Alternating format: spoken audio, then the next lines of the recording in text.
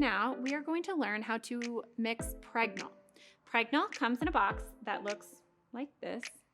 And inside this box, you're going to find two things. You're going to find the medication powder here, as well as bacteriostatic water. In addition to the medication and the bacteriostatic water, you're going to need a syringe, a mixing needle, an injection needle, alcohol swab, and your sharps disposal kit. So, luckily, my mixing needle comes attached to the syringe, but I just want to make sure that it's on tight. So just double check that it's screwed on tightly.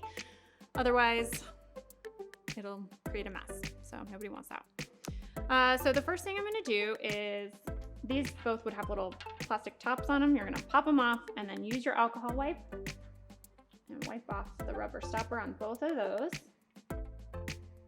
And then I'm going to pop the cap off of my syringe here and plunge that needle into the bacteriostatic water and just pull back until I get about 1 milliliter of fluid. This is gonna vary based on what your dosage is. So make sure that you follow the instructions that your doctor gives you, because it's not always 1 milliliter of fluid that you put in here.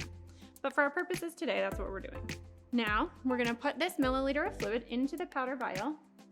Just plunge it right in here and inject all of that liquid into the powder. You're gonna just swirl it all gently until all of the powder dissolves.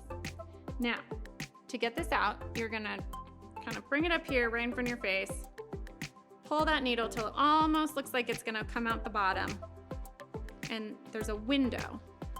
You can kind of see in there, the window that you can see, so you can go in and collect all of that liquid right in front of your face until you get every last little drop, and you'll know you're successful when you flip it over and there's nothing in it. So now you can see we have a little bit of extra air. We're just gonna push that out. You're gonna put that on, don't stab yourself. Twist off that mixing needle. Oh, I did a really good job twisting it on tight. There we go, that's off. Now I'm gonna switch to my injection needle. This also is gonna vary depending on what your doctor orders you, but in this case we're using 27 gauge 1 1/4 inch. So I'm just gonna pop the lid off of that.